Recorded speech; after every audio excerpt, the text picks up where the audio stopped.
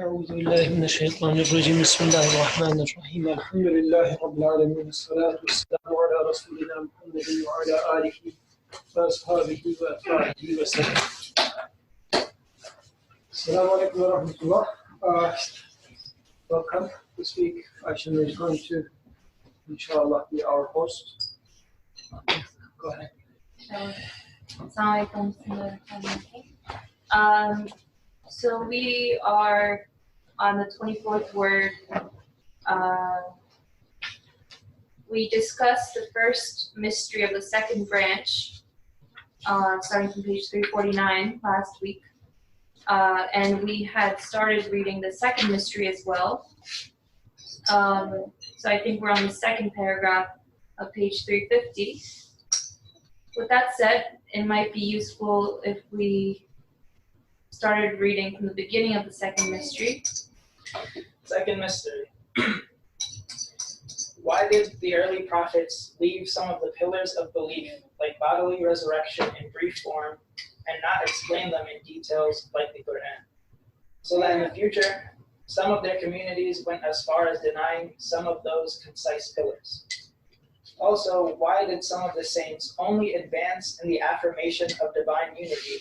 And although they even progressed as far as the degree of absolute certainty in divine unity, some of the pillars of belief appear in their paths very little and in summary form. And as a result, those who followed them in the future did not give the necessary importance to the pillars of belief, and some of them even fell into error. Since true perfection is found through the unfolding of all the pillars of belief, why did some of the mystics advance significantly in them, while some remained very backward? Whereas God's most noble messenger, peace and blessings be upon him, manifested all the divine names at their maximum degree, and was the chief of the prophets and the all-wise Quran, which is the luminous chief of all the sacred scriptures described in detail all the pillars of belief clearly and in a most serious manner and deliberate way. Because in reality, the most true and complete perfection is thus. Yes, the wisdom in these mysteries is this. For sure, man is the place of manifestation of all the names, but since his power is slight, his will partial, his abilities various and desires different, he searches for reality among thousands of veils and barriers. So, in uncovering reality and witnessing the truth, barriers intervene. Some people cannot bypass the barriers. Their abilities are all different. The abilities of some cannot support the unfolding of some of the truths of belief. Moreover, the colors of the names' manifestations vary according to the place they are manifested. They become all different. Some people who manifest them cannot be the means to the complete manifestation of a name. Also, the manifestation of the names takes on different forms in respect of universality, particularity, shadow, or originality. Some capacities cannot transcend particularity, and some cannot emerge from the shadow.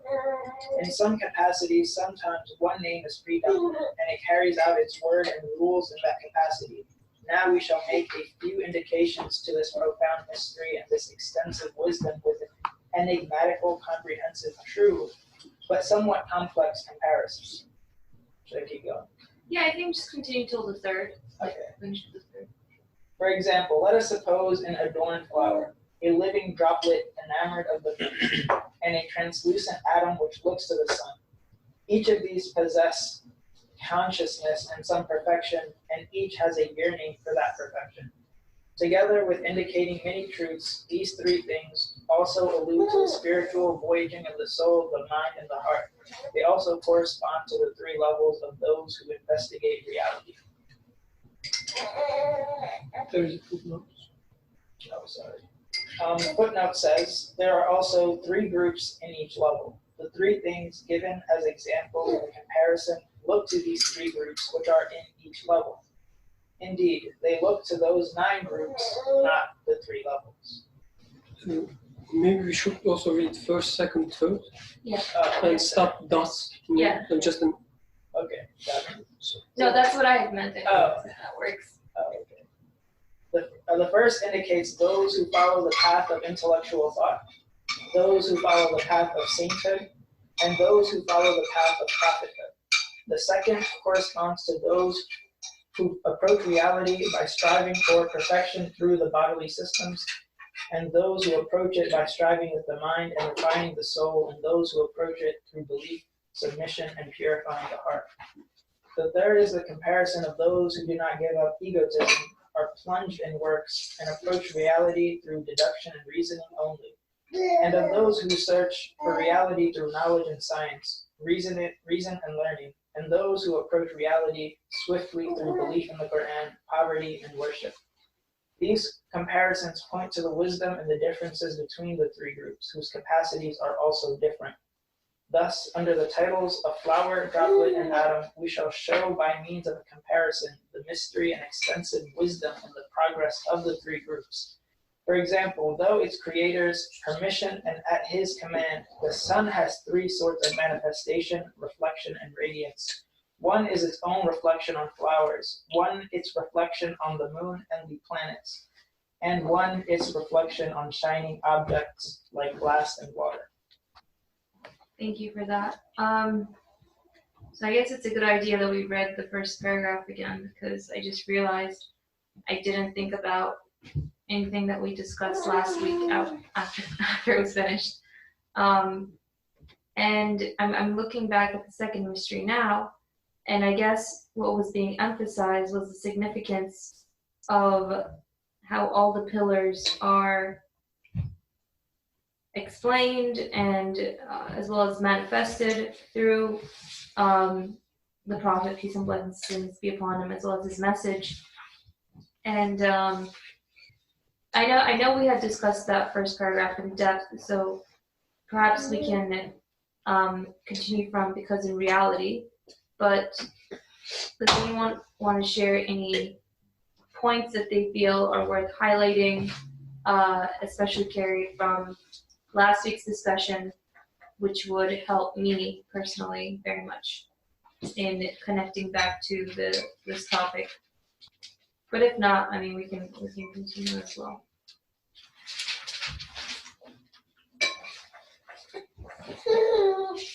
Okay, if not, let's just start from the second paragraph and see where it takes us. And I know we had also touched upon this slightly, but perhaps, well, we kind of did touch upon the second paragraph actually, now that I'm remembering, about how, I guess in a sense, the diversity of human beings, I don't know how else to put it, but maybe the ways in which people experience and search for things makes it so that they reach the manifestations of the different names of the Creator in various ways and to certain limits and to certain extents. And what is an obstacle for one person may not be for the other person, or not an obstacle, but a pathway. And just thinking out loud. Actually, Yeah, please go ahead. so now looking back to those two mysteries, two questions initially. So it's asking, like, there are all those things which they say they witness something, but still they're like saintly people, but it's not very well aligning. This was the first part. The second part is, and so the summary question in there is, why does one truth take on numerous others? I think the second is, maybe we can dig deeper in those questions, but very briefly what I see in here is, as if he's saying that this does not only stay there, it extends to messengers. Because you see that there are multiple different messengers out there. They came with the message, and their followers either deviated after some point. So something is going off with that. And it looks like I would personally say that I am in need of guidance through messengers to find truth, personally. Because I'm thinking about, why shall I be bothered by those questions? Because I am in need of guidance from messengers to find truth. But when I look at people, it looks like many of them either was not able to find it, or they're all different colors of truth. I truly feel like I am in need of a teacher to guide me, but the students that were trained before are not on the same page either. So what does it really mean to get guidance then? This also might become a question of that sort, because let's say if I am going to get a lesson from a certain professor, I will look at students of that professor and see how they are acting, behaving, and especially if this professor is, I am following this professor to find the truth. And I see that students of those professors are all over the place, then it makes me get puzzled. I would say at the core of the second branch is, what I'm trying to say with that is, I am having questions about prophethood, because I was just checking what he's going to talk about in the third branch. In the third branch, he started talking about hadith. So he will take it to something more and more practical to my life. So in the second branch, he is building up something that will take me to that. So as if he says that I know you have a problem, but the problem is going to, like, you think, let's say it's a problem of how to understand hadith. But he says the problem is not there. Let me first take you a few pages back. First, he talked to me about different names of the Creator. Because generally, the conversation is happening, well, how do I know that the reliability of the hadith is correct enough so that I can benefit from it? Generally, the fight is happening in this domain when it comes to prophethood. And saying that since the news are not that much reliable, so let's abandon it altogether. These sort of fights are happening nowadays. But apparently the author says, okay, it might be that the practical fight is happening in there, but this is not the root cause. So he started with the manifestation of names. Then in the second branch, he's talking about, because deep inside you have those questions of how people understand different things from the same source. So he is now providing an explanation to this one. And in here, he's also talking about like way of prophets, for example. So he will give me, apparently we will see together, a description of what shall I expect from the guidance of the messengers. Then I guess he's building up towards a goal. So I would say in this, at least when I'm studying it for myself, since this is a topic nowadays, I'm thinking about where is prophethood located in my life. So I will try to read it as, since all those in three categories, at the third, which is apparently the top in his perception, he's trying to differentiate other paths, which are not necessarily bad, but much, let's say, lower quality maybe compared to the path of prophets. Maybe indirect. Because he says, like, you kind of reach the same point, but you have to take different steps and paths. Is this in reference to like saints or? Oh, the first, second, third, he's talking about this. A flower, moon, the droplet, and what comes later, you're saying? yes. So like those, the first is, let me see. Yeah, so it was like, the first indicates who follow the path of intellectual thought, follow the path of sainthood, and those who follow the path of prophethood. So apparently all of them take you to truth, but he is distinguishing prophethood from the rest. So, and since in the third branch, just being curious, looking at it, what will come next, hadith will come in the third one. So apparently he is making us get prepared for something. So I guess this flow of ideas are also important. Because we were having a similar conversation with someone nowadays, actually 6 months ago. And I have written an email, a long email, which I haven't sent. I mean, we had a long conversation until 2 a.m., whatever. Next morning, I have written a long email. It was staying in the drafts for 6 months. When we were just met with this person later, and I said, okay, by the way, I had this email. I was waiting to recheck and send it, but I couldn't have time. It better not stay there. Now I am sending it. So this was his response. He said that rather than having the fight over reliability of hadith, let's first question whether who is prophet Are we truly in need of prophet? Where do you locate this, first of all? Because there are a lot of assumptions that you are making before you start having a conversation about hadith. So let's first resolve this issue. And apparently the author is doing something similar in here. He even takes it from one step back and says manifestations of names. Then from there talks about different paths that take you to the truth, and says among these, in the third one, he now talks about once establishing prophethood, and then he talks about then how am I going to make use of those hadith, which might have issues in terms of their narration, whatever. So this would be my take when I'm reading it now, trying to see. I mean, this is personally, it might be other things out there. That's really helpful for me. And, you know, I think the first question made more sense, the first mystery rather, made more sense to me than the second mystery, in that it's talking about, more explicitly, all these different people who are coming from the same principles and arriving to different conclusions, and why this is so. But I guess it makes me wonder also, like, what is at stake for me if the early prophets stressed upon one point rather than another? I mean, he's saying that the early prophets did this, but look, you know, our prophet, or not necessarily, I'm paraphrasing here, but you know, with the Quran, all of them are completely explained, completely perfect fashion.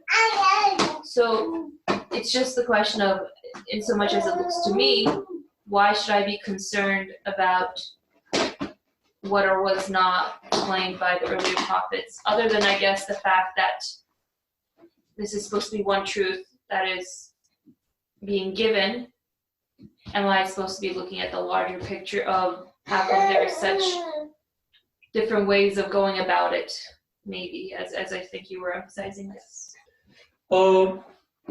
Thank you, by the way. I really like the way you approached. I just realized this approach, and it kind of illuminated my looking at the second branch as well. So what I understand from what you said, and also my personal reading, is that from the beginning of the 24th word, we're talking about the differences, we're talking about the variation, diversity, individual differences, whatever, how you call, heterogeneity, it's a better term, scientific one. Sorry? Oh, it's from our studies. It's a hot topic nowadays. So anyway, all these different heterogeneity autism. All these different, different things, all looking at the differences between things. And we've been studying how this is important, how we can benefit from this, how this is, let's say, valuable in reaching our sustainer, knowing him better, so on and so forth. And then with this second branch, as Yusuf very beautifully summarized, now we're questioning the nature of these differences. Like, yes, when we look at all these saints, or let's say when we look at these thinkers, we see all these differences. Although they are sincerely trying to reach whatever truth as they define, they're trying to reach what is the opposite of falsehood, like as a noun? Truth. Okay, let's say truth. Okay, let's not find another heterogeneity word. They're trying to reach what is right for them, sincerely, but for some reason they're reaching different points, sometimes even contradicting to each other. So this is the case, he says. And then in the second mystery, he's, as you said, he's talking about the differences even with the prophethood. Because when we say prophethood, we at least assume that a direct connection with the Creator, which shouldn't be distorted, right? If the way I see, author says, if you try to explain these differences between thinkers or between things that you see, by referring to distortions, he says, but it wouldn't work with prophets, because their link to the Creator is not distorted, it's a direct link. So how you explain this? It's as if almost like, there's a joke about a religious person and the atheist. Religious person talks about something mysterious, like a human eye is so complex, how atheists explain this, and this kind of stuff. He says, okay, if you try to explain this variance or the differences through distortion, so how you explain prophets then? But anyway, he also, as you said, he also said, whereas God's most noble messenger, who manifested all the divine names at their maximum degree and was the chief of the prophets. So he's defining a kind of like I don't want to say boundary, but a target, right? He says this is also possible. Chief of prophets and all-wise Quran, which is the luminous chief of all the sacred scriptures, described in detail all the pillars of belief clearly and in a most serious manner and deliberate way. So the way I understand after all these readings is that the author says, yes, you will see differences in reality. You will see differences in the ideas of people. You will see variance of the people. But don't be lazy. Just because you see all these differences, don't take the shortcut and say that, you know what, this is the reality, everybody, takes their path, or you have to be different, whatever. Don't take the shortcut, don't stop where you are. He says there is a possibility in which that when you follow this path, you will realize that this path will take you to all divine names at their maximum degree. So it's not their high degree, the maximum degree. It's talking about the limits. It's giving us a target. That this is what you should be reaching, aiming for. Don't say, this is the name I am given, this is the name I see, and I only see it at this level. Yes, and this is, my reality. Don't stop there. It is possible even for you, following a certain path. He describes this path as the path of God's most noble messenger, or the all-wise Quran, path of all-wise Quran. He says only if you follow this path, you will reach all divine names at their maximum degree. And again, don't say that, okay, this is our scripture, this is your scripture, right? Just accept us or accept, them in this way. No, don't settle. Aim for something which would be luminous chief of all the sacred scriptures. Whether you find it or not, whether it is Quran for you or it's not, it's Bible, it's whatever. Maybe it's something else, but aim for this. You cannot be satisfied that, what I believe only explain this part of my reality.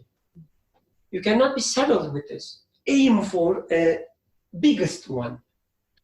And I have to aim for the biggest one because I feel that need in myself anyway. Like I don't want to, I think I mentioned this last week too, like I want all the names, all of them, not just one or two. I don't want to have the feeling of settling or when I know that there's more. And that in itself is I guess, a gesture within myself to say, there's a way if you have this. Yes. So there's a way, like, don't be lazy. Don't be lost in this diversity.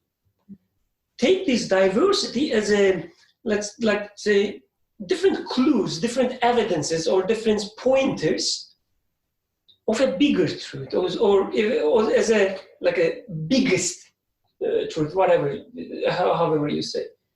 So aim for them. Start from somewhere, like start from one part of the diversity. This is you, but aim for the all divine names at their maximum degree. I like that reading of the text. And it makes sense to me, but it also seems like the second paragraph does not much do to encourage me in this respect, right? Because it's highlighting, one, that the human being's power is slight, her will partial, her ability is various, it's different, and that some people cannot.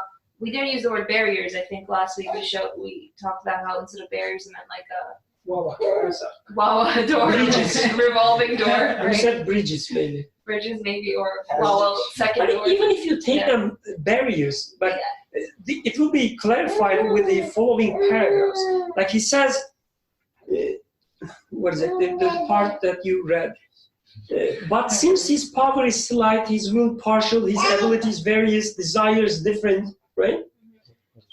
He says, yes, this is the fact, this is truth, but there are different ways to reach to this maximum. If you rely on your own desires, if you rely on your own power, own will, whatever, you will realize that they are partial. They will take you through barriers. They will take you through layers. They will take you somewhere, but they will take you through all these barriers. But at the end, he will say, if you give away all of them, become a luminous object, don't rely on your will, don't rely on your power, then you won't be worried about all these barriers, all these, difficulties. So then the limitation in a sense is the ownership that I might see in thinking that my own abilities or my own qualities will get me to these things. And they will. He says they will, but if you use them properly, they will take you somewhere. Mm-hmm. But it will be a long journey, right? And it might be the case that it will end somewhere that it's not the maximum point. But they will take you somewhere. If I may. Sure.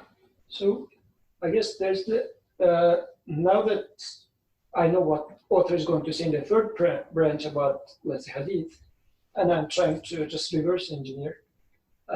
My attitude, especially when it comes to hadith, is, since this is commonly being seen in the society, let's say the hadith reliability is questionable, therefore let's abandon it altogether. So this is like an attitude.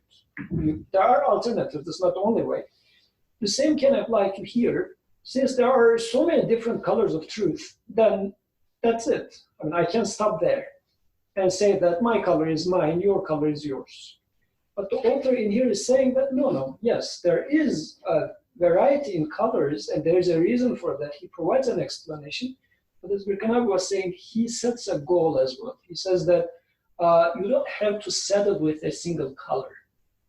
So there's a reason for people to display different colors, but this doesn't mean that there is as he's going to explain in the examples, there is like a more worthy for human to assume or demonstrate a color, like all different names. You don't need to settle with 1, 2 names. You can say, well, I am an emotional guy and that's it for me. I can settle with it. Or I can also say that potentially I am being given ability, as he was, since he started from the first branch, ability to manifest all names. So what else can I do? So I guess this is more setting such a goal out there might be a key in here. This also makes me think about, just as a quick note, maybe it's kind of unrelated, but like different personality types and whatnot, like there's this many amount of personalities and you're one of them, and you take the quiz and you go through like your cognitive functions and the inferior one and the superior one and whatnot, and then once you get it, you say, this is me, this is it. And each of those, I guess, different categorized personalities have strong points and weak points. But in a sense, you also confine yourself if you say, this is the limits of how I can express myself, manifest my qualities. Whereas here, I guess by setting that sort of target or goal, it's because I find in myself a tendency that if it was just, look, there's a diversity of different manifestations, and some people can only reach some and others can only reach others. In a sense, my immediate response is, yeah, that makes sense, and that explains why I can't do more. And I just want to resign myself to that fact as well.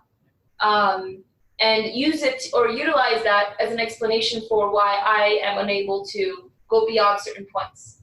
But I guess that the explicit inclusion of the goal is so that I don't become lazy, and as well as, kind of continue my search to be able to reach all these names, and recognize that it's not necessarily possible through my efforts or through colleagues I find myself, but that it is nevertheless possible, and that there's a path for it, and it has been exemplified by a person, by a human like me. Okay, yeah, just wanted to include that. Yes, go ahead. And then afterwards. Oh, you go first. I already talked. Well, I'm the moderator, so sorry. I said you can go.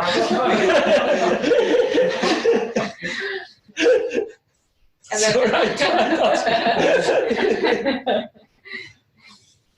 one captain of the ship. Okay, sorry. So there's I'm destroyed, so I'm trying to build my thought process from the This is what happens ground. when you give the computer to me. I'm utilizing a name.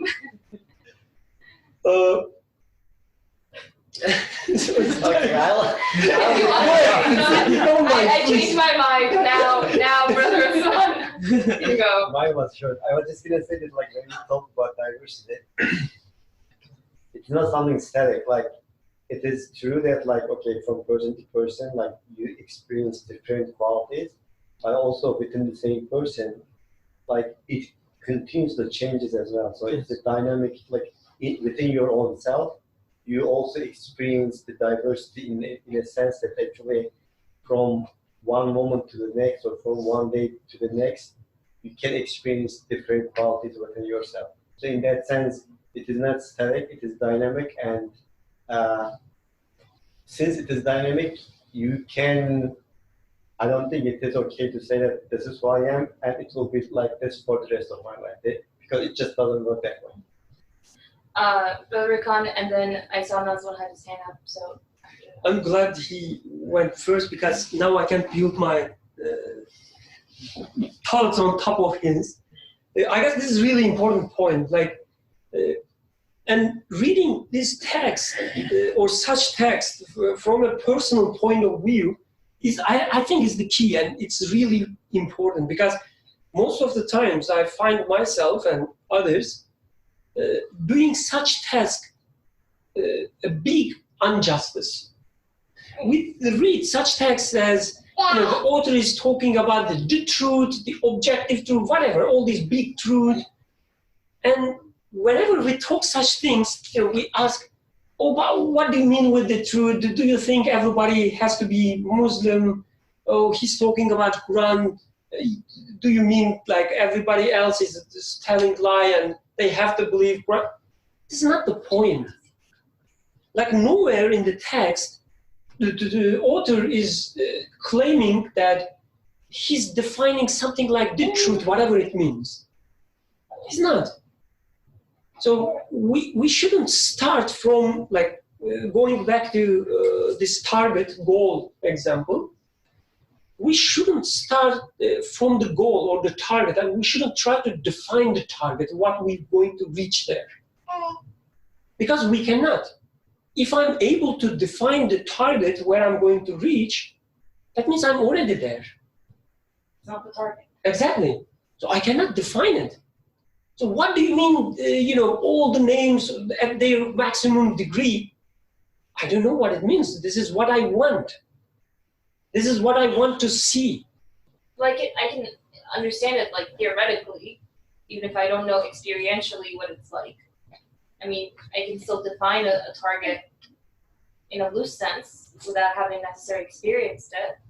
And maybe when I get there, it takes on a different, like I understand it differently. Maybe I had kind of understood it more superficially or tip of the iceberg, but it shows itself in a more full sense. Yeah, fullness, completeness. We have such notions in our minds, definitely. So if this is what you mean, I agree that we have a notion of completeness in our minds. And as Osman says, it's also dynamically changes what we mean with the complete, what we mean with the truth, whatever, it changes. But we have such notions in our mind. But the point is not trying to define them, or is not trying to impose such things to other people. The point is, you as a person has a dynamic reality, and you cannot settle with, I mean, when I say you cannot, it's not like, otherwise I will punish you.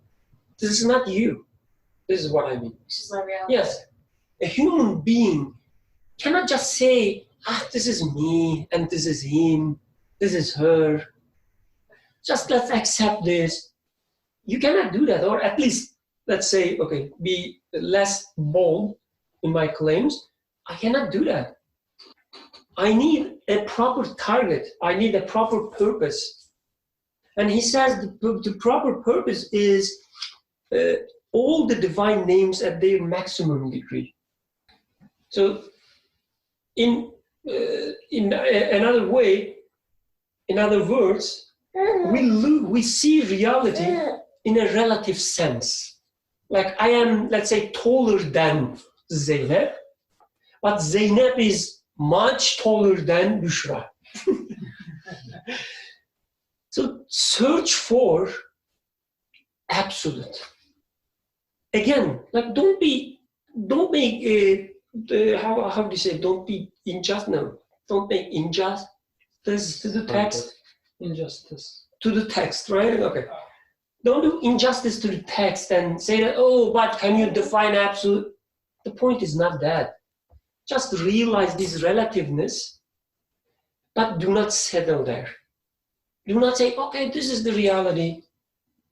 No, aim for the absolute.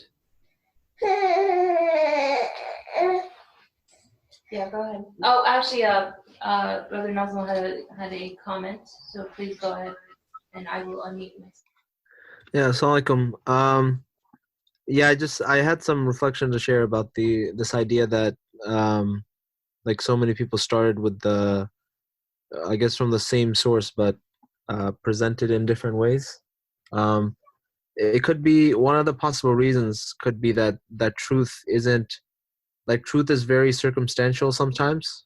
Like for example, what I need to hear in my situation might be different than what say Atiq or say somebody else might need to hear in their situation. For example, the way you would speak to an American might be different than how you would speak to a Chinese person. So you wouldn't just simply present like all the, I guess to say all the divine names to a person that might be lacking in understanding certain divine names, right? So for example, some people might really understand Allah's mercy, but they might not understand the sort of Jalali aspects of Allah, this notion that he punishes and this and that, right? And vice versa.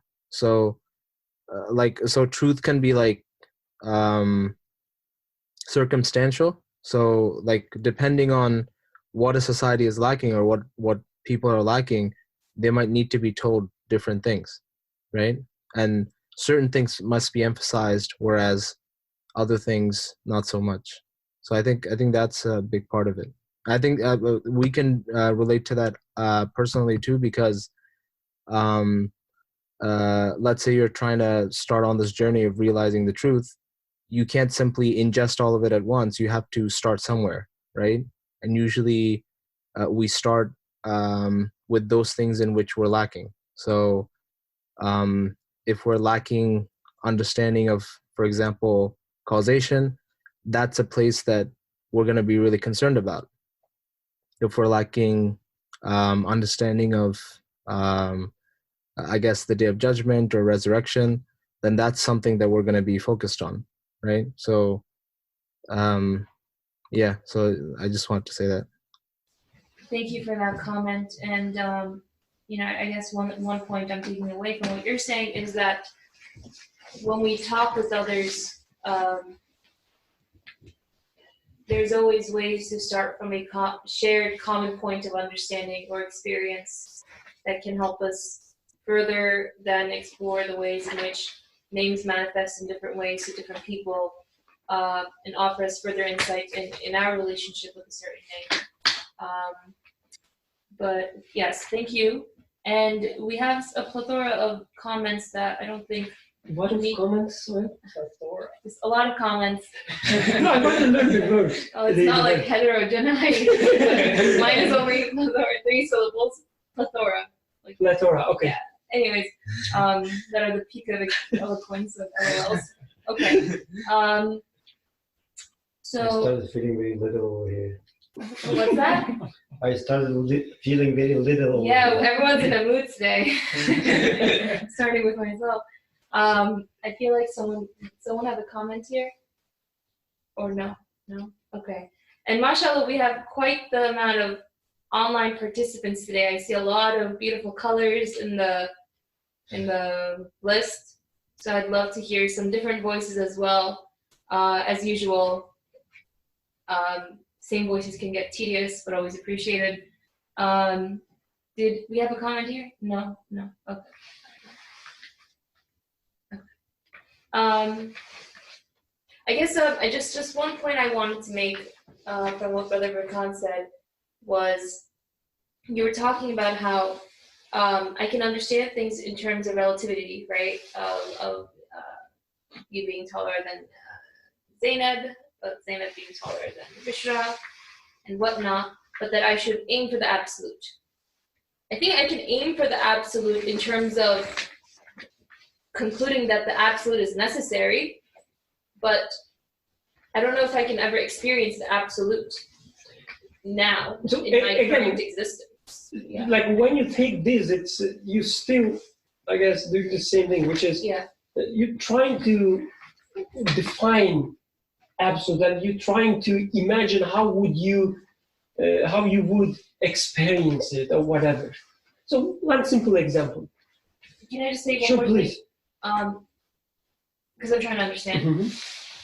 I don't know if I'm trying to, maybe I am without even knowing, but more about less defining what the absolute is and more about that the absolute is necessary as a conclusion.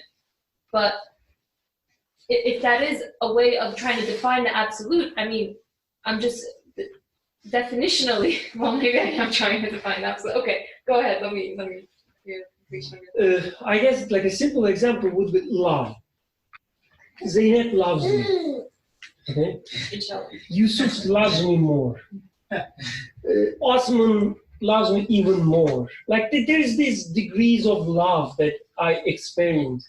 But none of them satisfies me. None of them satisfies me. And I cannot just get lost in this diversity or relativity, whatever you call, because my heart would search for the absolute love. Whatever it means, I don't care. For me, it just means it's something other than what I experience here. Why does their love not satisfy you? It does not, like it's like as a fact, it does not. Because Yusuf loves me, but the next day when we have a competitive grant, for instance, then he hates me. Zainab loves me, but the next moment her mom shows her pudding that she loves, she just forgets me, runs after the pudding. They don't satisfy you because they're not nature. out for security. And also, this is one aspect, and also this need for love in me is like infinite. It's so, their love that I experience, it's so tiny compared to what I need there. It doesn't fit there. It doesn't, fulfill it. Yes, he's a great friend. He loves me, but this is not enough for me. I'm looking for something else. Their love becomes a means of, or anyone's love becomes a means for me to realize what I actually in need of. So so you were saying that, so connecting this back to the point you're saying these are different degrees, but can you just finish the sentence again, like emphasize it one more time in that? So you can apply, I guess, this idea to anything and say that, okay, there are some people who are, better in one sense, other people better in another sense. And you can say, okay, this is the reality and this is me. Or you can say, but there must be something which is, which would satisfy me in every sense, not only one sense or the other, in every sense, and at its maximum degree. So his love as a friend satisfies me. Her love as a child satisfies me. All these different aspects. Isn't that defining the absolute as well, then? Doesn't absolute mean actually I'm not a mathematician, I don't really know much about it, but Neither am I. We know, from last week. Yeah, this is what if you just if we are to state it in simple words, doesn't it mean that it is undefinable? So that would be the definition of absolute. That cannot be defined. That makes sense.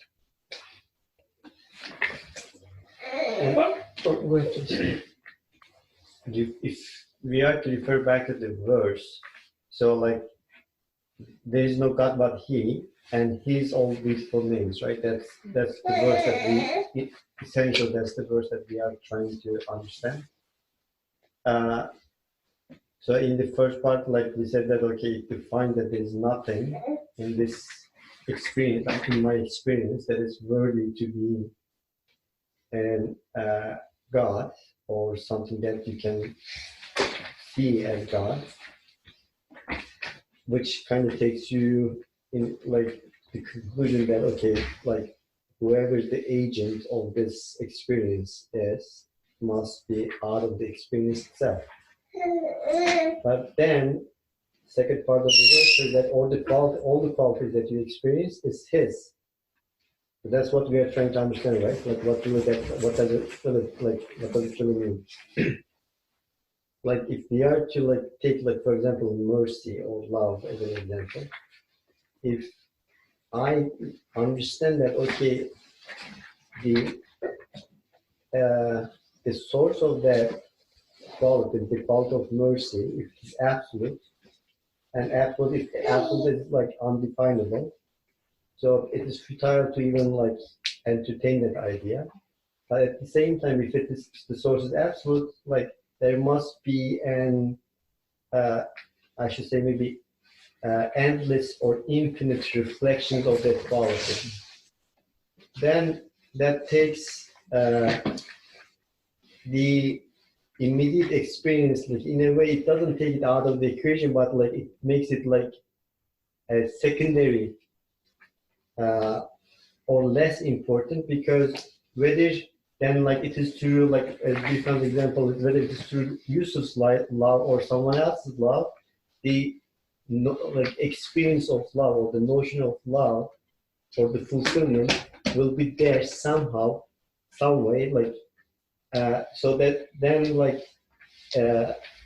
it takes the intermediary agent out of the equation in a way and brings you closer one step. To me, that's how I understand it. It brings you one step closer to establish a relationship with the absolute. We were saying that you cannot experience the absolute, right? In at least in this type of creation. I think this is how you. I'm not gonna say you experience it. This is how you establish a relationship with absolute. or how you communicate with afterwards. Then like you take that like one name and think about like ask Birkan how he understood the mercy 3 days ago and ask him how he understands the mercy now. And I'm sure like you will hear if he's back to his senses like yet, I'm sure you will see a completely different answer. So like there are, in that sense, there are different levels of our understanding like of mercy. And then you have that kind of gradual different levels and also like different qualities that also like is open and it goes to like infinity. And like here, like the text is saying that you as a human being, you are limited because you can only experience certain qualities within like a given time frame. But at the same time, since it's a dynamic process, you are able to experience different qualities at different time intervals. But he's saying that like there are, in terms of the different number of like different names and also the levels of like for each name, that goes to infinity. So there is a way that you can actually progress if you are unconscious of this fact, that you can use these experiences to reach that like, or strive to reach that ultimate goal. I mean, I think that's how I can summarize like of what, or at least that's what I understood from your discussion and from the text. Yeah, that's a really useful framing of the discussion. With that said, anyone online have any comments? I'm pointing at the screen, but they can't see my pointing. Alluded some plethora of comments, and you never read them. Oh no, I mentioned them slightly. They were just like LOLs and smiley faces. Oh, okay. So we're having a discussion here, and they are having a chatting session. Yeah, I mean, at the very beginning, I guess, like, I was smiling, like, Nazla was saying, I think Zainab, or whichever baby is talking has something to say, we should give them a chance. Being a very ruthless moderator, I did not let Zainab have a chance. Okay, let's get back to the text, I guess. So, I mean, all of this discussion, I mean, I'm kind of maybe directing the conversation in a way that I find most useful for myself. I feel like the second paragraph is more specific to me. And if others deem it appropriate, I think maybe we can look at the examples that he gives us, that Nursi gives us of the three levels. If no one has any further comments that they want to say about the second paragraph. Yes. Just before we dive deeper into it, so still my eye goes back to the end of the first branch. How did he tie first branch to the second branch? At the end of the first branch, he started mentioning, like Muhammad Arabian, peace and blessings be upon him, the cause of pride of mankind, and truly the most perfect man, so on and so forth. So he is in there. Up to this point, he defined the beautiful names and their manifestations. Then he just squeezed in this description, bringing it to human, but while doing that, he talked about a perfect human.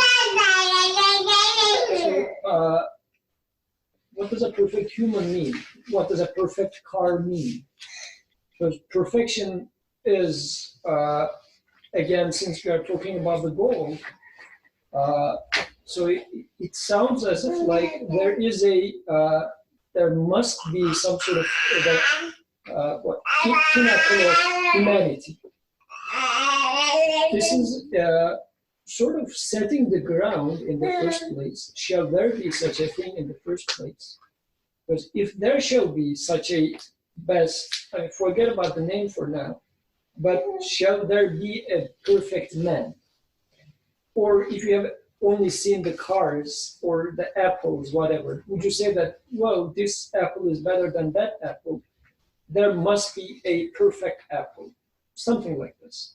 And then, if this is the case, then he says, well, this perfect man was behaving in such and such way. This is how he concluded the first. And I guess this is how he's setting the stage for the second. If such a perfect man is out there, and apparently the way he is utilizing those names as he was concluding the first branch, he's utilizing every of those names in a very different way. So this is something interesting for me. I mean, if such a man exists, then yeah, I would consider sitting in front of him to get to learn. But I guess the question is, these, if you like, he's insinuating something in there.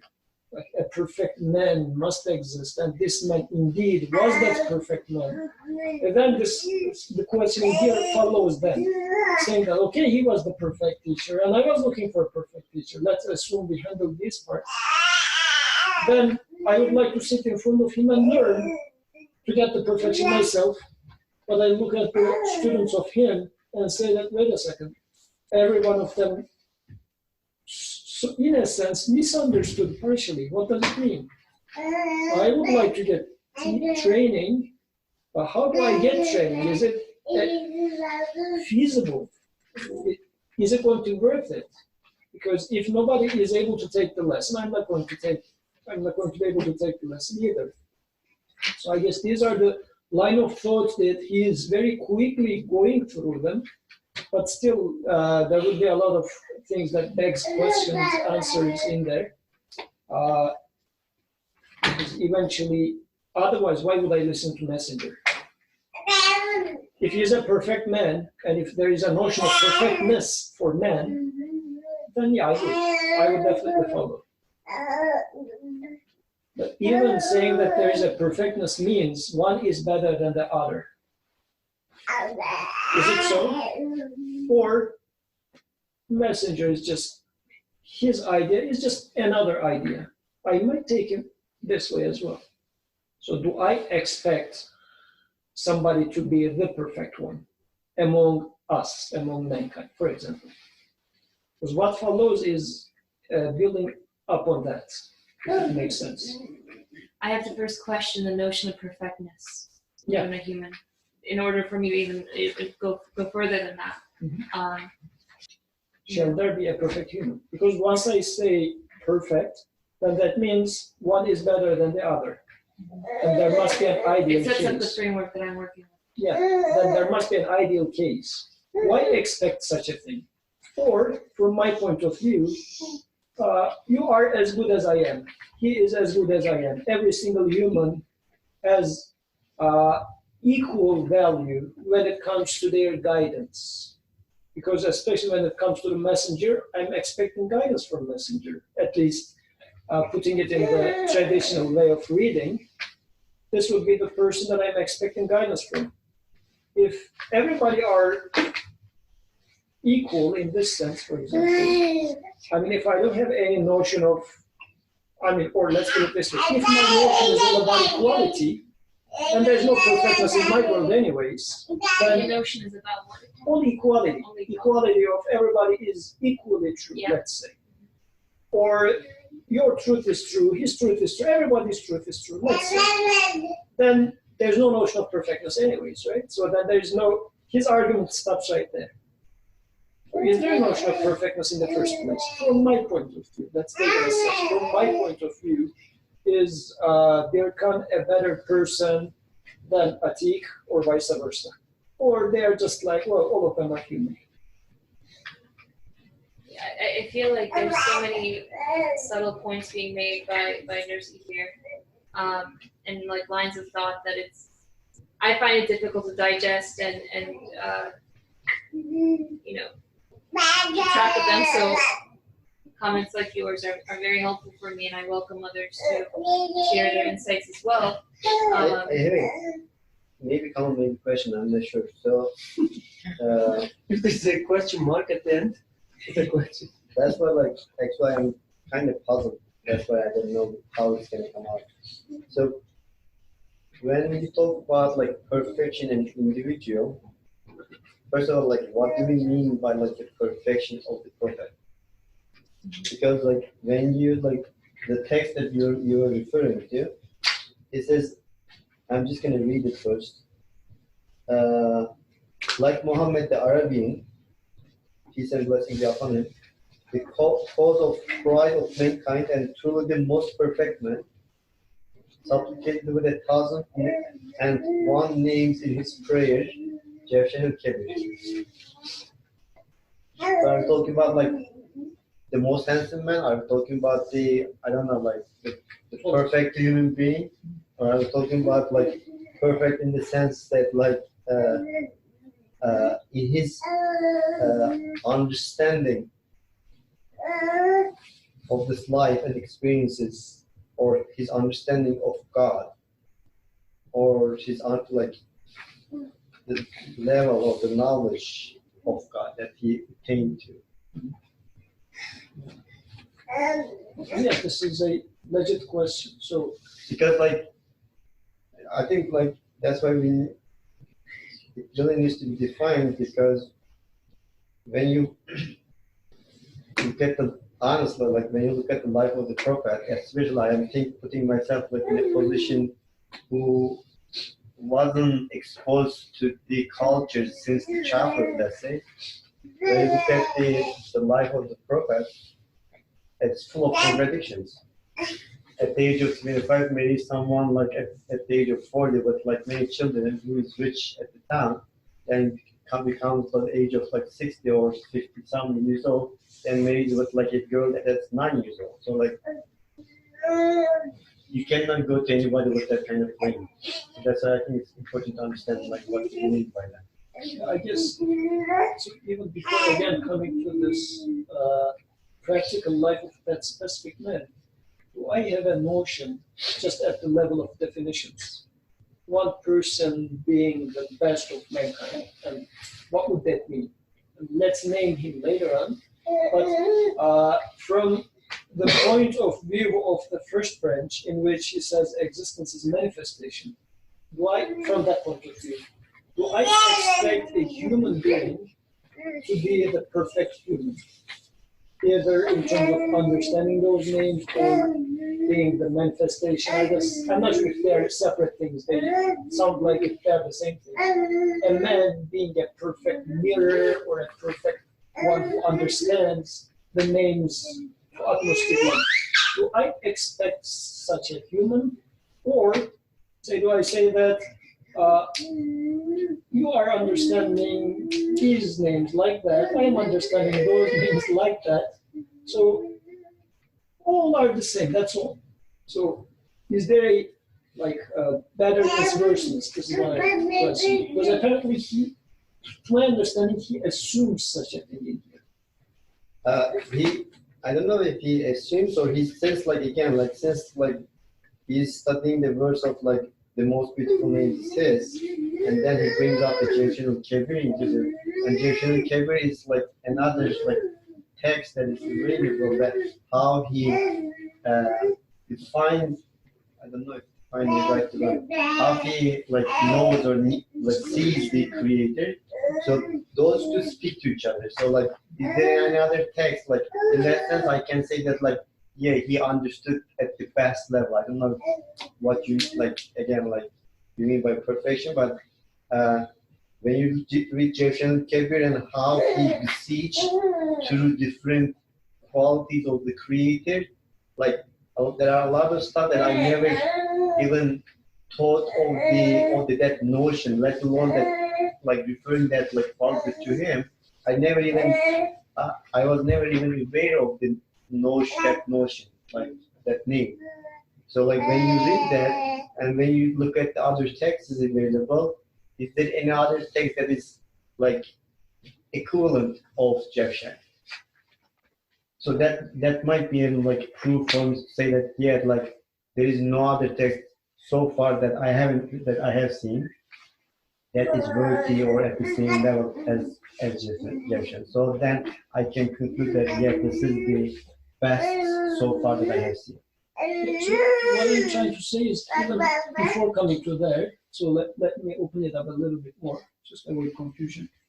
So let's assume, well, it's also true.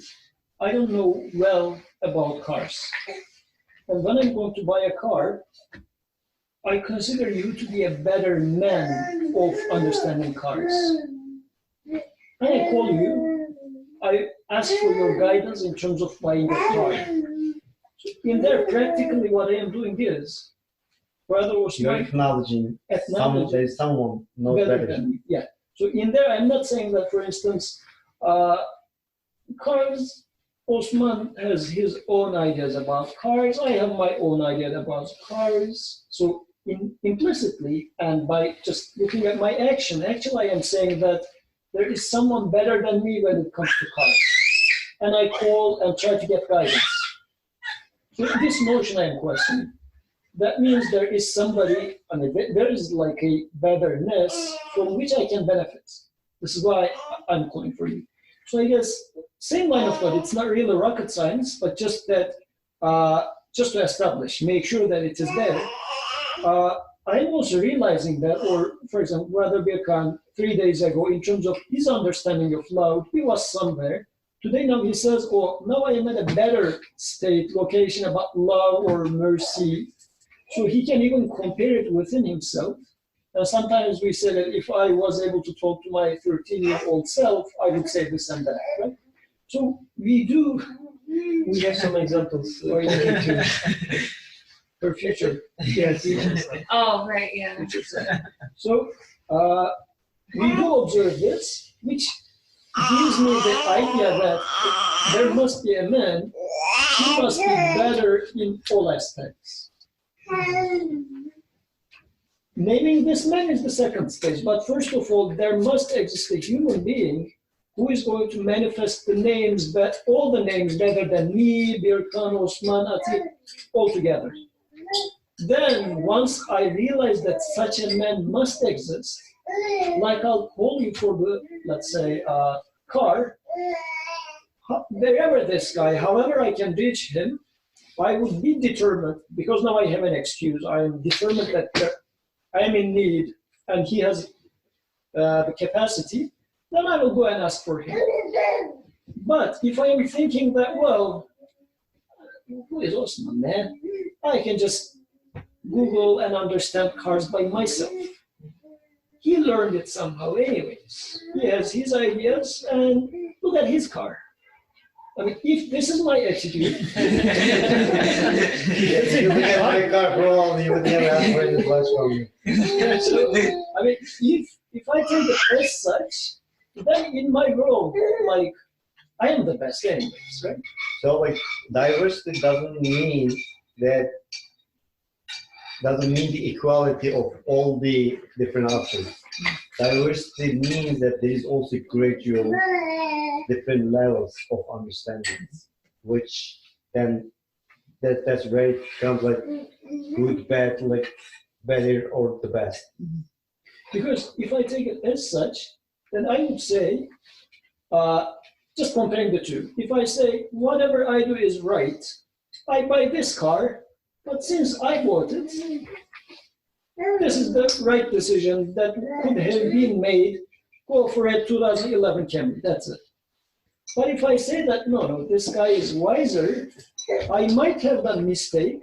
So how am I going to get a sense of if this is a mistake or not? Because now I'm comparing it with you, and I am somehow having an idea that you are better in deciding about cars. Still, you're going to tell me why my decision was bad, but at the end, just the very fact that I'm asking to you tells me that I have a notion that which car is better, you have an idea about that. And I value your decision, your input about buying which sort of a car. So I guess if I don't have such a mindset, definitely Prophet or just Muhammad the Arabian is going to be just another man whose ideas doesn't mean anything to me.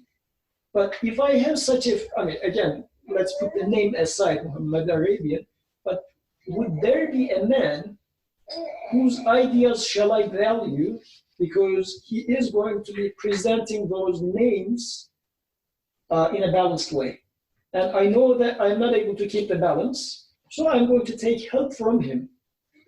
But if I take it as, well, whatever I see is whatever I see, that is my reality, and that is truth for me, and no other person can really help me anyways. If I'm at that position, then there is no Muhammad the Arabian, or not anybody as such.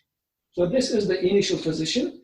But even if I confirm, I'm taking too long, sorry.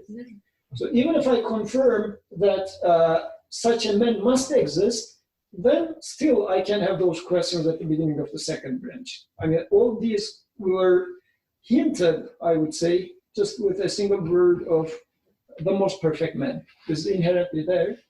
And if I admit this, then can still come the second question. Okay, he was the perfect man, yet all people had understood him in a different way. So how shall I expect to understand him properly? What does it mean to take him properly? Maybe it's not possible at all. So I guess this part of understanding is being questioned in here, saying that no, you are not doomed. I mean, with the examples that he gives, says people as if like freeze themselves at some point, constrain themselves. This is why they reflect a certain color. But if you don't constrain yourself or freeze yourself with the examples that we will read, then still, yeah, you can benefit more from him. At least he's saying that it is possible for you. You are not destined to be just reflecting the color red. You can, at least potentially, have the capacity to reflect all the colors as the messenger himself did. You know, even though he says it so briefly or passing by, I guess what I'm extracting here is that the notion of the prophet as a perfect human being is really central to trying to understand what is being said here and reaching the main centrality of the prophet. Otherwise, I would never start the journey. If I don't think that there is a better man out there, I wouldn't listen to anyone. But this is not something that I do in practical life, to be honest. Like, I call mechanic Ali Usta when it comes to something about cars, when it comes to buying a new or finding deals. I don't know if he's here. I will call Umesh saying that we have a deal about, I don't know, something. So, because I know that people are scarier than me, and I do expect their input when it comes to such stuff. And I really think that there is, for example, an optimum way of finding a car, optimum way of finding a house, whatever. So there's this idea of optimumness, and somebody who is knowing what is, and somebody being better than you. But when it comes to finding guidance for divine names, am I there? I guess this is why right after divine names he is establishing this prophethood.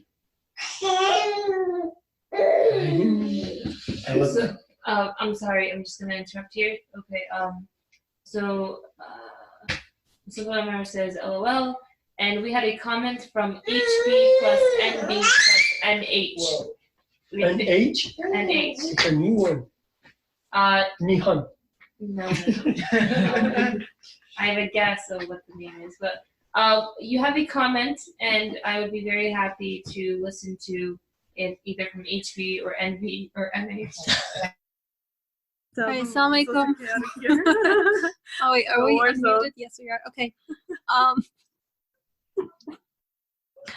So I think along the same lines, my comment was on how, it's not necessarily a new comment, but within like a certain experience, right? The moment I recognize a lacking, then I recognize the lacking as a result of having this sense of perfection already instilled within me. So in my recognition, like of the lacking, so with like Brother Burkhan's example before about like, let's say I experience love from someone, but that in that experience of love, I recognize a lacking, then that lacking looks to whatever is the perfection or the manifestation of the perfection of that love within already within me. Yeah, that's all. Thank you for that comment. And I think it nicely summarizes the point that we were touching upon as well. Brother Austin, you had a comment. Brother wanted to say something. Oh, thank you. Everybody interacting with your moderator. What can I do to resign myself to the fact? I wanted to be just because he didn't get a chance. No, I'm being extra. I wanted to ask a question to Brother Yusuf about, you say you expect there to be a perfect man. And I would say I would ask you, under what conditions do you expect this perfect man to exist, right? Come into being, right? Because it depends on what you assume about reality and other things. So can you answer that for us? Or Brother Osman, should I answer? Or try to answer? I'm not motivated. Because you were next in line, or? No, go ahead. Okay, sorry. So I'll just give it a try. So in the light of the first branch, he was explaining it as the whole existence is nothing but manifestations of those names. And at the end of 23rd word, he was saying that as if in this existence, we are communicating with our Creator. I am the recipient, I am the needy one, and I am having a relationship or sort of a conversation with my Creator through my supplication. I am the recipient, I am the receiver of mercy, receiver of wisdom, receiver of knowledge, receiver of anything like that I sense in this existence. So me being this recipient, and in the first branch, he was saying that everything is nothing in this existence but manifestation of those names. So it looked like being able to recognize that everything is a manifestation is my duty in this existence. Being able to ask for them properly, saying that, oh, sustainer, give me this, oh, the merciful one, oh, the knowledgeable one, rather than saying, oh, you see, I came up with this idea, rather than saying, oh, I fed my family. Because these are replacing names with myself. So, but I'm realizing that I'm failing most of the time with those, because I take credit for myself. So I say, okay, how do I manage this? And when it comes to, as Nazmul was saying, let's say somehow I'm able to say the mercy, this and that, but justice, am I able to say the justice? Like poor people are dying and cruel people are living in luxury. So there are things which I'm not able to figure out in this existence, which makes me say that there's something is not being right. But I also understand part of the existence. I do enjoy mercy. I would like to enjoy justice as well. And I'm saying that there must be someone, because it looks like the existence is such that I am being trained or taught with those names. But still I'm struggling. So I'm and as we were doing the example of Brother Birkan, just comparing his 3 days ago and now, he says that, wow, just this small creature coming into being and changing everything for me. Is there a way that I can experience such a thing? Because I'm pretty sure he didn't experience something as such in the rest of his life. It's like a magical wand touching him right there. So it gives you the impression that there must be a way that all those names being more consciously realized. Well, how does this work? I would like to have a reach to that. And I also have a feeling that my maker is training me in here. So I would say then there must be someone who understands all those names much better than I do. And he must be also, this is one side of it, somebody must have understood it at the utmost degree possible. Plus, I am in need of someone to train me as well. Once I combine the two, I say that the one that understands the best, because who would be appointed with this duty? The one best understands would be assigned as a teacher to me. Therefore, I would say this man who understands and manifests names in their equilibrium, and the balance would be the teacher that I can go and listen from. If I understand this one, I will go and look for it. Now I have a definition. But who is this man? Then we will come to what Brother Osman was saying. Here is the Jawshanul Kabir in his, he is explaining and showing actually to us that he was very much aware of who is manifesting in this existence. Therefore, I would say, okay, let me go and listen to him. It looks like what I'm looking for is right there. So whatever way possible, I would do my best to extract most out of this resource.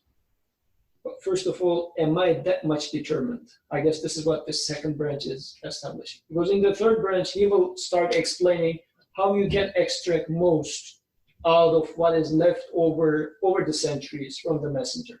But before coming to there, am I determined that such a man must exist? And whatever it takes, I'm going to try my best to extract. I guess generally this determination is missing in me, personally speaking. But whenever I'm troubled, I go and ask somebody. I mean, like the perfect man being a guide for me is rarely coming to my mind. I am looking for solution in other people's lives most of the time. And I think this is because this idea is not that well established in my world. Thank you for your. Do we have anything from online participants? I see a lot of names who haven't spoken yet today, including. Do we have Asim and Faria there? Asim is here. Okay, I missed them. Yeah. It's been a long time now. You haven't been picking on Asim for a while. Okay. But we have other vocal voices that are not vocal today either. But Mohammed Said, please go ahead. Assalamu alaikum. Thank you very much for all the efforts. I am trying to follow the discussion. I'm a little bit lost because of the condition I am in at this moment. As far as I follow, I think we read the second branch and not complete the first branch. If that's right, maybe the first, I would like to engage with what Yusuf was saying. In my world, the way I receive the author's approach is, it's like, it's based on this, by definition, if I search for meaning, I think the human being is not going to search the meaning from the ones that are like him. By definition, no one can explain the meaning to me if he is just like me, right? So the satisfactory meaning or the ultimate meaning should be presented to me by the maker. And whoever claims such that, such a person who is carrying the message of my creator gets into my interest area, because as a human being, I need such a speech. But the author, I think that's why within this context, he brings them, or he mentions about the messenger of God, and actually the context in the second branch that he mentions about the messenger of God is actually, he uses this, like there are people who are advanced significantly in belief matters, but some of them, he says, some remained very backward. Just wanted to make sure, our moderator, am I focusing on the right part of the text, by the way? If you can confirm it. Sorry, I was talking while I was still muted. Yes, that's right. Confirmed. Okay, thank you very much. I think he says that there remained some remain very backward, and although there is an explanation, and then when you look at it, it makes perfect sense. Why there's this contradiction or opposition between among the people who search for such a meaning, who engage with such an explanation, engage with such a person, let's say, that claims that comes with this claim that is coming from his profession is to give the guidance to the people that is coming from the creator of the universe. So the people who engage with this claim have these differences, these oppositions. I think that's what he's dealing with. Why there are these oppositions, contradictions. Some of them are advanced significantly, some of them are backwards. Although they engage with them, such a word or such a speech or such a person. I think that's what mainly he's dealing with. And the beginning of the first sentence of the second paragraph is the punchline for me, and I'm still thinking over it, but I would like to bring it up again. He starts with the answer with, because in reality the most true and complete perfection is thus. So the author, he reveals his kind of position in the way he observes, the way he looks at the oppositions, the contradictions among the people of truth. He says that this is the way the perfection appears. The perfection is possible for human being among these oppositions and among these contradictions, if I am not misunderstanding, which is a very interesting approach to the matter for me. At this moment, I can say all this. Thank you. Thank you, Mohammed Said, for that lovely comment, and those and for bringing up those questions as well and letting us focus on them. Do we have any responses from here at the moment? No. And I don't have a direct response to that either. I think you are highlighting one point. I also, without coming off as wanting to gloss over it, I think that maybe going through the 3 levels again might be useful in explicating the text a little bit more. Explicating. In making it clear in the text a little bit more. Write these words down here. Yeah, I guess heterogeneity triggered me. And there's also ameliorating, well, whatever that means. You cannot even pronounce it. It doesn't count. So just for the sentence that Mohammed Said was highlighting, Jazakallah khair, thank you for reminding of the sentence now that I'm reading it again. Because in reality, the most true and complete perfection is thus. What is he referring to here? Perfection of what is thus? He's talking about perfection, but perfection of what?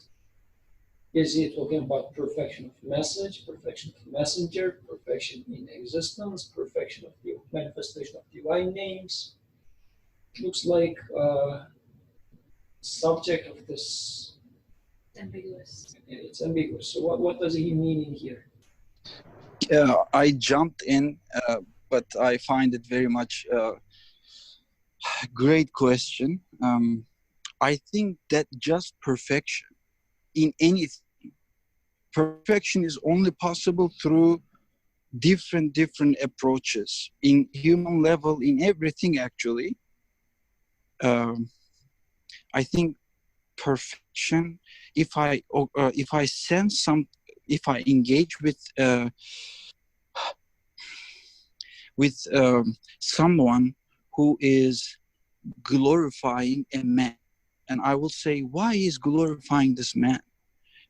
Let's say I see another person saying that, not glorifying the man, he's just taking the opposite side. Like, and then I engage with these two approaches, and I try to come up with the best version for myself at that moment. Then the perfection is becoming possible for me through these different approaches, sometimes opposing each other. So perfection is, but the author is definitely connecting it to divine names, because the source of the perfection in anything in the world cannot be just perfection by itself, but the perfection of not perfection, for me, perfection, the way the creator creates something, that is perfection. And it is only possible for me to reach by seeing different approaches or different stances. That's how I see it. So I think we're just thinking here. Yes. So this discussion, sentence and the discussion, somehow reminded me another discussion of the same author about the bubbles on the surface of water.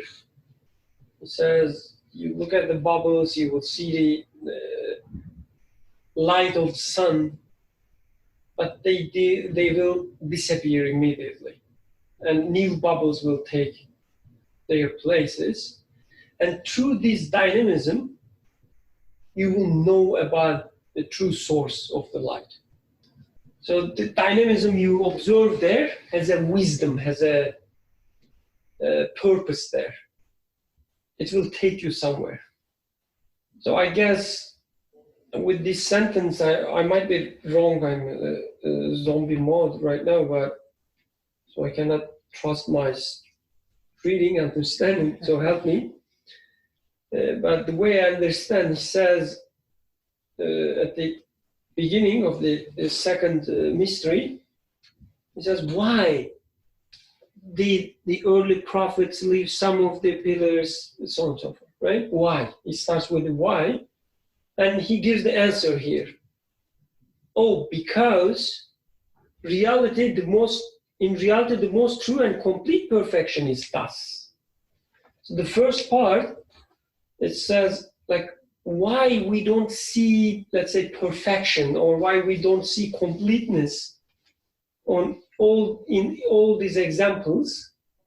And he says, the fact that you don't see it, the fact that you see differences among people, the fact that you even see differences among prophets, is the perfection itself. This incompleteness, or this diversity, or however you call it, is the true perfection itself. It's the one that will take you to perfection. Just like that of bubbles will take you the everlasting sun, the same way the imperfection, or from your perspective, incompleteness of things will take you the complete one, the perfect one. So this is how I understood this sentence, again with my battery level so low. So, and I think the translation is correct, but just in reality in English means in fact. You can read it as such. But it also means in reality or in truth, just going with the original text as well. In the real sense, maybe. No, when it comes to reality, let me put it this way. Okay, yes, that's a better, okay. When it comes to reality, the most true and complete perfection would be understood as such, which is what you were saying actually. So if you would like to get to know I don't know if the reality is a very big word, but since he is using hakikatta, he's talking about the truth, or truth in the sense of the true meaning of truth. If you would like to get to this ideal goal, which we have been talking about, getting to there, you need all these different colors. Otherwise, you wouldn't know that there would be perfect goal that you will need to go to. For me, it is required that those different colors of truth is there so that I target a more truer version of truth, that I am being just observing all different colors. Not to say that, well, this is what I can reach anyways, one of those colors, just cling to one of them and settle with it. But rather, manifestation of the truth requires that there are different colors of truth out there, and this perfects and completes the truth. That through this path, if you like, the truth become accessible to you, become known to you. With that, you can only put it as a goal to try to pursue and reach it. I was just gonna say, like, it seems like the rest of the text, the following after that statement, it is in line with the way that, like, you guys described. Yes, based on your other zombie comment, I think I welcome all zombie comments. I guess there's another aspect of this sentence. It's a beautiful sentence indeed. I guess author also says that, oh yeah, I'm glad you realized that, there are such differences among people, there are such incompleteness in their understanding, because such a creation is such a merciful, such a perfect creation, because this is exactly what you need. Because in your life, at different moments, you will find yourself partial. You will find yourself incomplete. Thus, There's nothing wrong with it. and exactly, and there is nothing wrong with this. As long as you are in search of the... Thank you. No, but it's like he says, wherever you stand in your life, in your path, you will find a messenger suitable for where you stand. But it feels very painful to have one's power slight and will partial. No, well, so okay, when we say partial, so you can take it that way. Sometimes you need justice more than anything. And there should be a messenger, however you define a messenger, right? You should be a messenger for you in this state. He would give you, or he would show you the justice. He would put a huge emphasis on justice, because this is what you need. Sometimes there will be other points you will need mercy more than anything else. And he says you will find another messenger. He would or she would show you the mercy that you need. But while taking these steps, don't lose the sense that you are looking for the complete experience or complete satisfaction or the completeness. Don't lose this sense as well. Because there is another messenger which can show you all these, all of them. Anyone else online or here? Yeah, I mean, I don't have anything further to add except kind of, I think that brings it to a very practical level. When I think of it in terms of, just the experiences I might have with school or people. Just to proceed, may I read the paragraph again that starts with because now it started making me get more excited. Yes. Read it a little bit slower. Excitement fully on. The entire paragraph?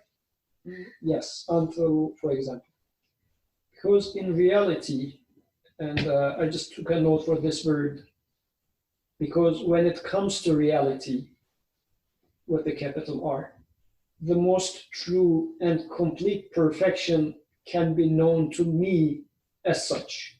This was my note for this sentence, just to expand it after Muhammad Said's beautiful comment. Yes, the wisdom in these mysteries is this. For sure, man is the place of manifestation of all the names. But since his power is slight, his will partial, his abilities various, and desires different, he searches for reality among thousands of veils and barriers. And I'll stop here, and now I'm asking myself, do I find myself in this position? Like, do I find myself, because by myself I am searching for truth in this existence. Pretty much everybody is doing. Everybody's trying to make sense of what is going on in here. Why does God give me like a baby and just she crows and starts crawling, and it's just very interesting thing. And if you say, and I enjoy this, what sort of a creation is that? And I tend to ask such questions. What's going on in here? Why am I having those worries and just laughing sometimes getting worried?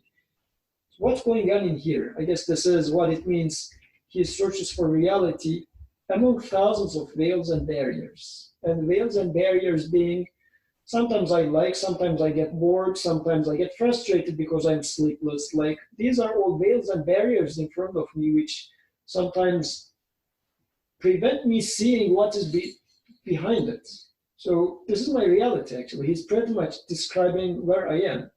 And in such cases, for example, when a friend calls me and tells me about some truth, let's say, behind having a child, and it was about something else, but last week I was very much depressed about something. I was worried about something. I had a phone call with a friend, and it truly just like the clouds disappeared. And No, he said something. It's a more intelligent.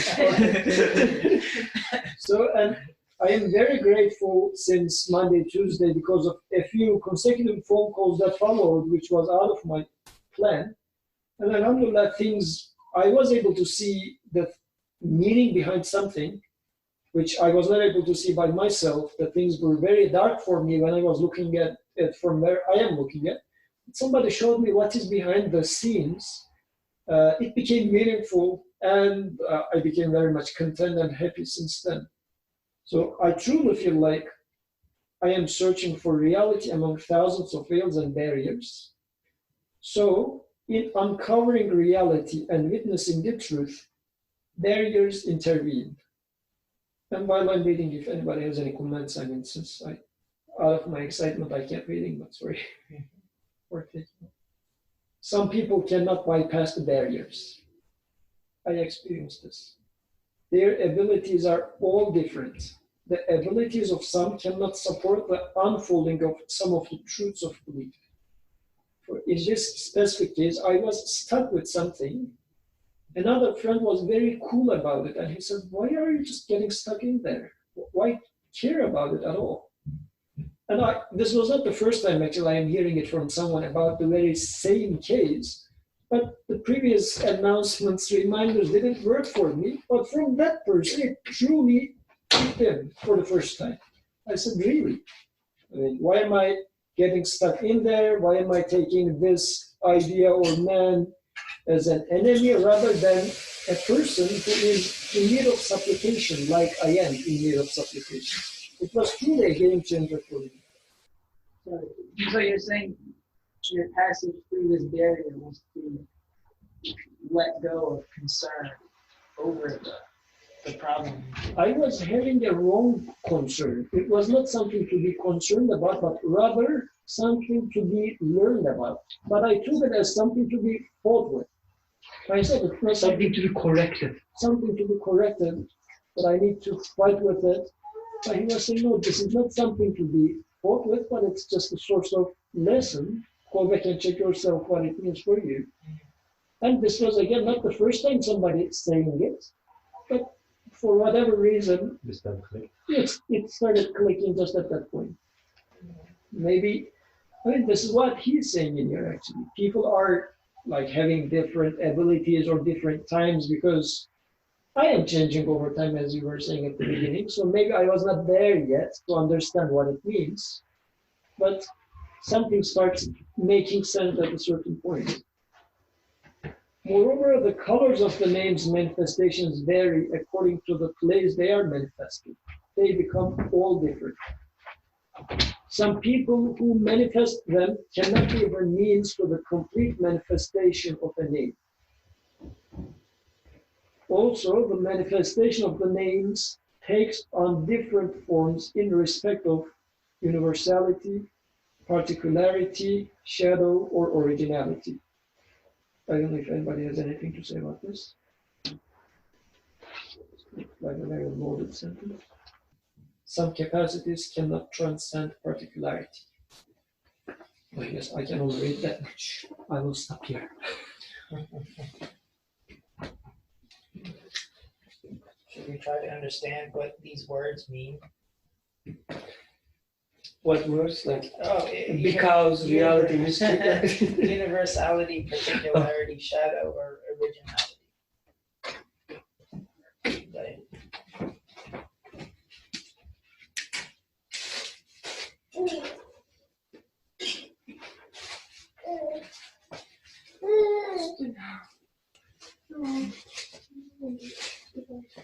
While we're thinking, any insights from online participants? I see Abdurrahman, Awesome, Amin, Suhail Dar, others who might not have spoken yet or commented yet.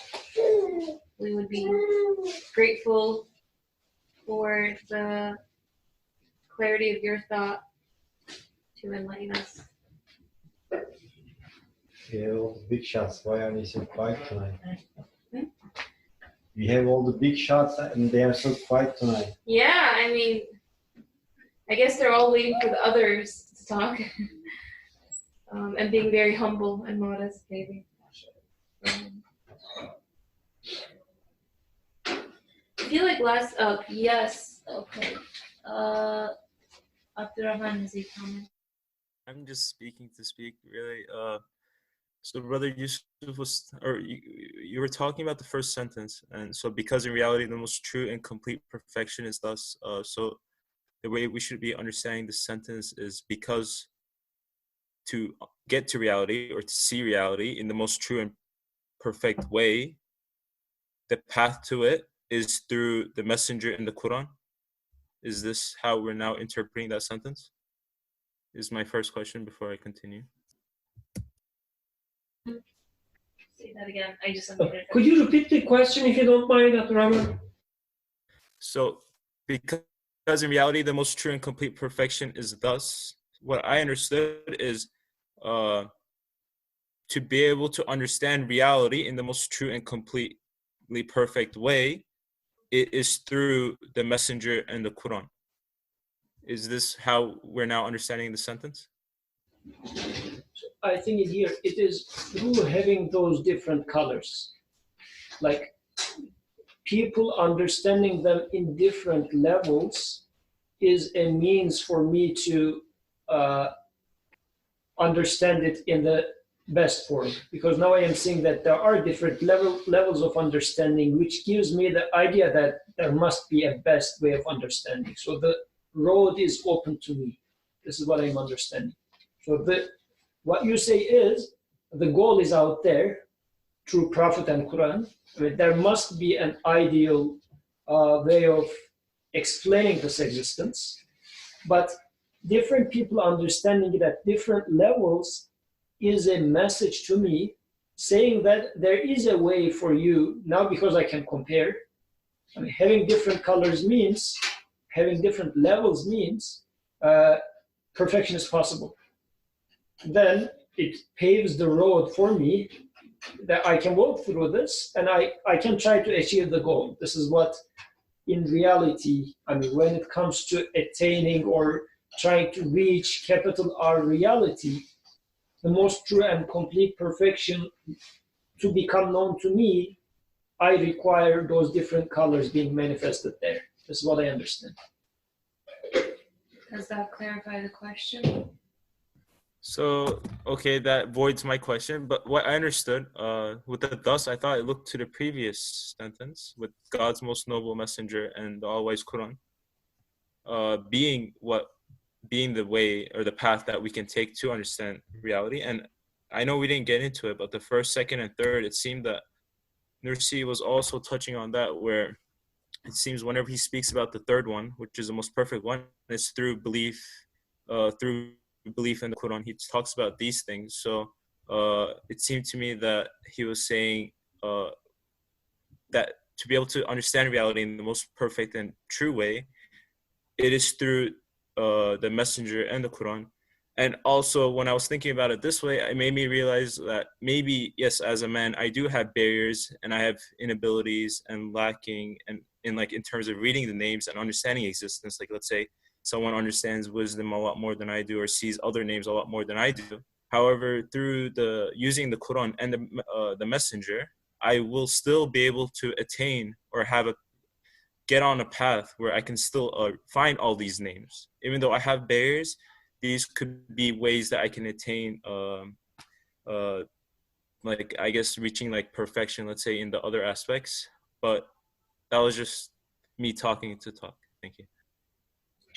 We have a response here, and then afterwards, no? Okay, so then we can hear directly from Mohammed Saeed, inshallah. I would like to continue with what Abdurrahman was saying. The second paragraph is also I'm trying to understand it. I think our engagement, anyone's engagement with the speech of the Creator is within his context, within his need, and maybe it is perfect for me that moment. Maybe I found what I was yearning for in that moment, but next day I will be with a different mindset. The same meaning might not be really satisfying for me because my need is different today. So there's like as it was mentioned, this dynamic. It was said dynamic. I think the author in this paragraph is telling me, or my understanding of it is that the differences are appearing through this way that especially when it comes to understandings, and it's not because people, or at least he's not really accusing the people, but he basically very humanly, my understanding, my engagement with the message today is bringing me something that is very satisfying and exciting for me. But another person, let's say for another person, it might be a question mark, and then it causes him to look for something perfect for himself. So there's no stopping point. This is how it is, right? There's no perfect in the sense that like I reached and it is completed. It is it is a continuous process.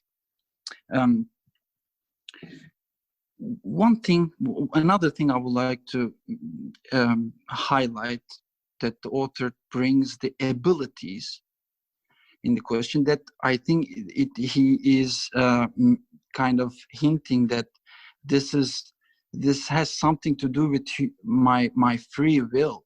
Do you know, if I try to advance or put the goal for me to advance in certain things, then I can expect maybe my ability will be better in that area.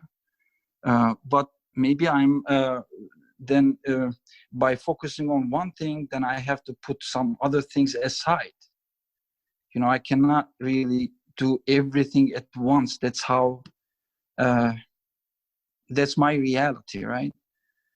So that's the reason for these different approaches or different understandings, because people's needs are different. They are created with different needs. What if, as it was said, what if something incomplete for me, it means it is time for me to reach perfection. That's the point, I think, here, that instead of maybe one of the things that I got from here that I was doing actually, that instead of judging the people, instead of criticizing and staying that with that criticism, look for the perfect point and or perfect understanding for myself for that particular matter, whatever it is. Thank you. سبحانك لا علم لنا إلا ما علمتنا إنك أنت العليم الحكيم وآخر دعواهم أن الحمد لله رب العالمين. الفاتحة.